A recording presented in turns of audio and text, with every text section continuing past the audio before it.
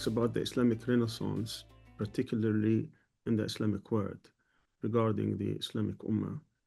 And the title is From Vision to Action. If we look at the history of the Islamic Ummah, of the Islamic countries, it was not looked at as being individual countries. It was looked at as one body that extended throughout history, different regions, from Tanja in Morocco to Jakarta in Indonesia. The first state, which started with the immigration of the Prophet in the state of in the city of Medina, within a century, it expanded 3 different continents. This was a testimony to the power of the ideology, the power of Islam, not only as a religion, as defined in today's world, simply as a relationship between a person and his God, but also as a faith community, a faith that will mobilize a whole nation, indeed whole nations and peoples, in order to what they believe to be the realization of the will of God on earth.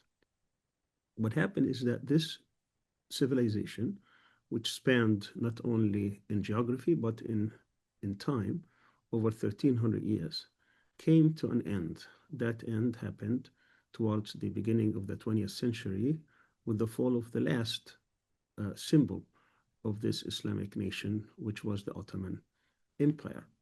I want you to imagine with me, if you were in the corridors of power between 1915 and 1916, our region, the Arab world, or Excellency, we are unable to listen you. I think your mic needed to be adjusted. Okay, let me restart. I said, imagine if you were in the corridors of power between 1915 and 1916. Our region, the Arab world or the Middle East, or the Muslim world in general, was dealt with as if it were a playground for the international powers. England, France, Russia, Italy divided up the possessions of the Ottoman Empire after it has collapsed. It was a continuation of a tragic and devastating legacy of imperialism and colonialism. Imperialism is the process by which the imperial country would use its enormous economic resources and military power against other nations in order to exploit their lands, take over their capital, control their economic life, or open their markets in such a manner as to increase their power, enrich themselves, and advance their interests. Colonialism pursues power to usurp all resources of the others by keeping them weak and subservient through coercion or fake consent. For the 3 centuries after that, or for the past centuries from now, imperialism created much of the world's disorder and danger. From Columbus and his comrades' brutal invasion of indigenous peoples in the Americas to the Europeans looting, pillaging, and colonizing much of Africa and Asia, to the current exploitation of labor resources and markets by unrestrained capitalism and multinational corporations backed up by military power and haughty empires. Colonialists use brute force as well as sophisticated tools for control, domination, exploitation, and hegemony. The cruelty of the European colonizers was unparalleled. They killed directly or indirectly tens of millions of indigenous people across North and South America, perhaps as much as 100 million of those populations that were invaded in the Americas. By the close of the so-called Indian Wars of the 19th century, fewer than 238,000 indigenous people remained. Belgium killed perhaps 10 to 15 million Congolese between 1835 and 1840, while the Dutch killed over 300,000 Indonesians during the same period. France killed perhaps over 1 million Algerians during its 132-year occupation starting in 1830. Italians wiped out 2/3 of the Libyans and over 2 million in Ethiopia, while the British starved perhaps as much as 35 million in India. Similarly, the Russians exterminated millions in Central America, while the new Western Zionist construct in the heart of the Muslim world, as we see today, in its genocide, in its war of extermination against the Palestinians, tens of thousands, if not hundreds of thousands, over the homeland of their homeland in Palestine, not only in 1948 and 1967, but as we speak today. A genocide is taking place where the whole world is watching, doing absolutely nothing about it. Colonizers usually hide their colonization expeditions under the mantra of spreading Western civilization or carrying what they term as the white man burden. They obscure their real purpose and quest for wealth, control, power, and domination by calling their campaigns mandates, protectorates, commonwealth, or in the case of the Zionist state in Israel, they try to get legitimacy through some historical myth. They used massacres, destruction, mayhem, not just against peoples and societies, but also against cultures, traditions, history, and memory. They applied all means, ways, and tools. Nothing was beyond the limits or the pale. Divide and conquer, bribe and pamper, kill and lynch, employing all tools of death, especially if one dared to resist. They had the guns and powder, the bombs and planes, the tanks and artillery, and later the media and other soft power tools, including cultural, ideological, and institutional means for domination, massacring, oppressing, starving, torturing, transferring, exiling, enslaving, dehumanizing, raping, pillaging, looting, all in the name of the white man's burden to liberate dark-skinned peoples, or in the name of a chosen people, as the case is in Palestine. Oftentimes, they came with the aura of Puritans and civilized people, moralizing, evangelizing, civilizing, or democratizing, but with the gun in one hand and this morality, this Bible doubting in the other.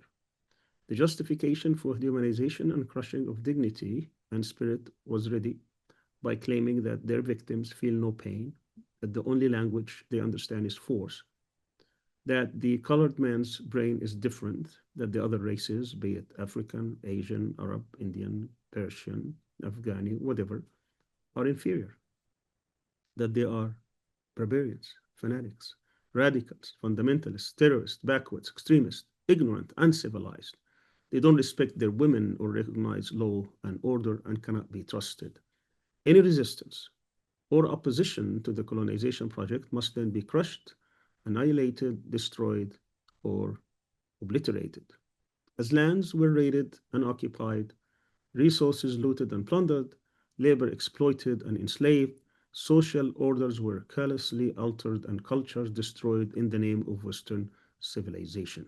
A campaign of cultural imperialism, as Edward Said would call it, was in full swing. Languages, traditions, customs, religious beliefs, social practices were attacked and belittled. Cultural institutions were restructured and societies reorganized and divided along religious lines, ethnic groups, and racial castes. To dominate and control, they would divide their victims. Arab against Berber, Turk against Arab, Kurd against Turk, Black African against Arab African, Arab against Persian, Sunni against Shia, Maronite Christian against Orthodox, Pashtun against Tajik, Punjabi against Sindhi, Muslim against Hindu, Jew against Muslim, Muslim against Christian, and so on and so forth. In a society where all these communities largely lived peacefully and in harmony for centuries. Artificial borders across Africa, Asia, and the Muslim world were drawn and redrawn in London, Paris, Brussels, Berlin, Rome, or later Washington and Moscow. Hollywood, this intimidating global university, shaped our perception of the master and our understanding of the self and the other. These are some of the ramifications of this colonial mentality that has dominated this region. For centuries, colonialism was a hammer that saw every colonized community as a nail. But as Frantz Fanon once said, in the colonial context, the settler only ends his work of breaking the native when the latter admits loudly and intelligibly the supremacy of the white man's values. The challenge is, and has always been, the capacity of the colonized to first say no and then to resist until the colonizer is repelled or defeated, and then to cleanse colonized minds from all the harmful effects and manifestations of colonization and rebuild a new society, or as Mandela would later declare decades later, colonialism and apartheid have left a sharply polarized society. Until we reduce the wide gaps between the educated and the illiterate, the sheltered and the homeless, the very rich and the poor, we will continue to keep divided. When you look at the Arab world since at least last century, you will find that much of what happened in the Arab world is just a continuation of this legacy, a continuation of imperialists. They implanted Israel, the Zionist state, in the heart of the Muslim world in order to keep it divided, exhausted, weak, fragmented, unable to bring together any kind of renaissance or civilization. It's a challenge that the Arab world so far has failed to meet. What we see in October 7th is not an attempt by Palestinians simply to resist, but also to break away from this chain of control, of manipulation, of exploitation, of occupation. Netanyahu, 15 days before October 7th, stood before the United Nations with a map in his hand, drawing a line that started from India across the Indian Ocean, the Gulf of Oman, the Persian Gulf, then to the Emirates, and from there to Saudi Arabia, Jordan, and then to Haifa, and there across the Mediterranean to Europe, in what was dubbed the India, Middle East, Europe Economic Corridor. He touted that this is the culmination of Israel's hegemony over the entire region. Even the word Palestine did not appear in the map 15 days before Tufan al-Aqsa, 15 days before October 7th. They have no intention whatsoever to bring about any closure to the Palestinian tragedy that has existed for over three-quarters of a century. The impact of Tufan al-Aqsa was basically a prison break, people resisting, people unwilling to submit to the colonizer, unwilling to accept their fate as people that have been defeated. This is the spirit of an Islamic civilization. Islamic civilization today, the major challenge is to eradicate that foreign influence in all spheres, not only in the sphere of direct military onslaught and military occupation, but also in the sphere of culture, in the sphere of education, in the sphere of economic exploitation, on all spheres. What is needed today is for the Muslim world to declare back and to gain back its independence. We cannot have an Islamic renaissance when we are being controlled in all phases. These artificial borders that have existed now for over a century must be erased. Not must be erased because one country or one culture wants to dominate the others, but because these artificial borders are not representative of the history or the legacy of the world of Islam. You will find that in many instances, these borders were artificially drawn in order to solve civil strife and wars and competition in a way that will not focus on what is important for these societies. If we try to we will try to capture the meaning of what an Islamic civilization is and what the Western civilization that's trying to impose itself on the world, we can think of a straight line. In the case of Western civilization, on one end of this line, there is man, on the other end is the universe or nature. And the object here is for man to the object is for man to subjugate nature, is to control nature, is to make sure that he is the supreme. While in Islamic civilization, we can capture that as in a triangle with three indices. On one hand is you have man, on the other hand you have nature or the universe, but there is a third index here, which is God. In Islamic civilization, man is trying to surrender and subjugate himself to God.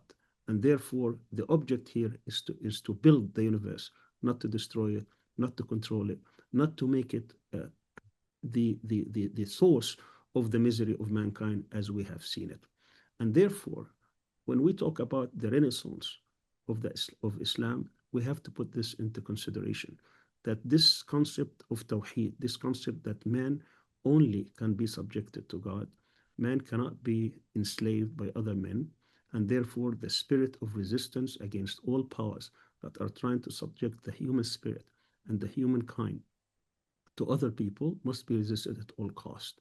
And this is the epitome of what we see today in Palestine, the rejection of the Palestinians and the rejection of the people of the region to be pawns and to be enslaved by other colonial powers, be it the Zionist movement or the Zionist regime, be it the imperialist countries that are trying to subjugate the whole world and take over their wealth. This is the spirit of an Islamic Renaissance. This is the spirit of where we can learn from the history of Islam. Over 80% of the time, Muslims were contributors positively to the civilization of the world. If it wasn't for the Islamic civilization, much of what we know today about science, about philosophy, about law, about much of the civilization's advancement would not have been known, because that is the issue in Islam. It is the mantra of وَتَعَاوَنُوا عَلَى الْبِرِّ وَالتَّقْوَى وَلَا تَعَاوَنُوا عَلَى الْإِثْمِ وَالْعُدْوَانِ. Islam rejects the thesis of the clash of civilization. We do not, as Muslims, reject people because of their faith or religion. In fact, that is anathema to an Islamic ideology. Islam calls people to cooperate in what is good and what is best for humankind, and rejects aggression and rejects sin. That is the essence of the relationship, unlike others who would like to fight based on their civilization, on their faith tradition.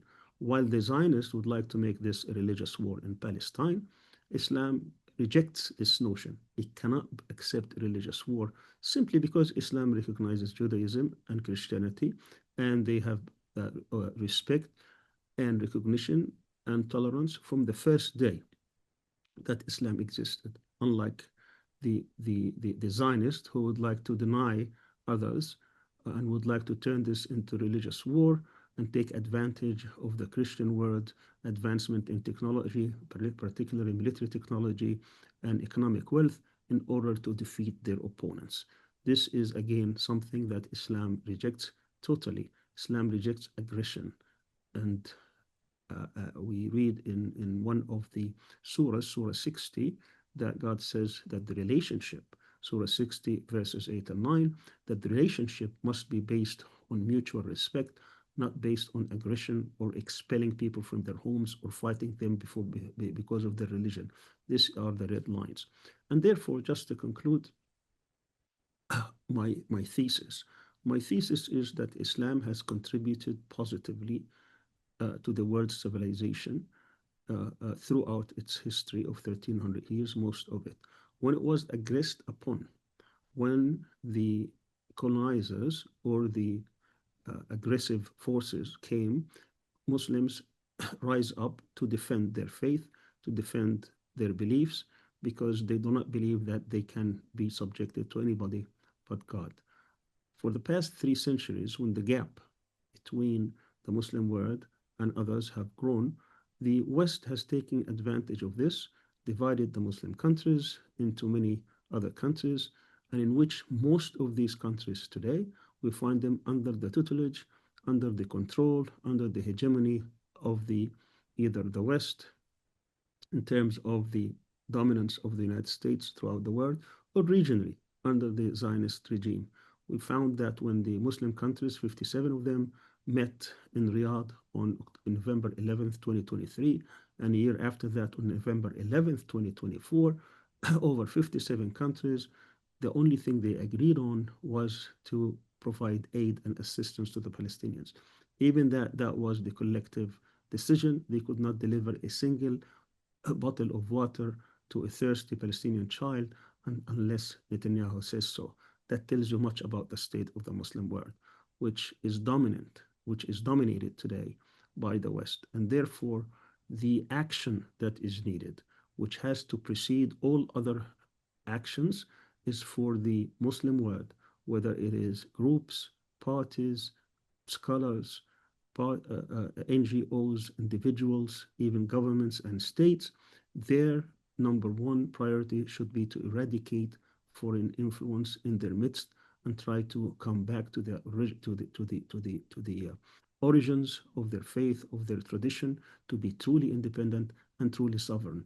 The number one reason why the Muslim world is paralyzed today and unable to stop a genocide taking place 24/7 with tens of thousands of people not only being killed, not only being maimed, not only being targeted, not only their city being leveled, but also subject to a famine, subject to starvation now for over 5 months.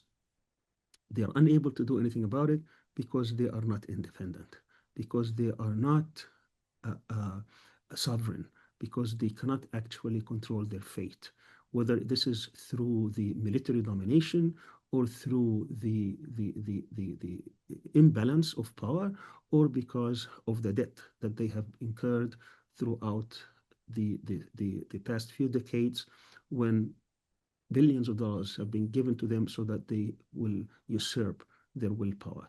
And therefore, this is the, the fight of the day. What the Palestinians have shown, what October 7th has shown, is that in order to do that, people have to rise, people have to resist. And when they resist, and when the Muslim world is awakened, and when things go in the right direction, then victory would come in the form of being totally liberated. Liberated first in mind, then in will, and then in actuality. Thank you very much.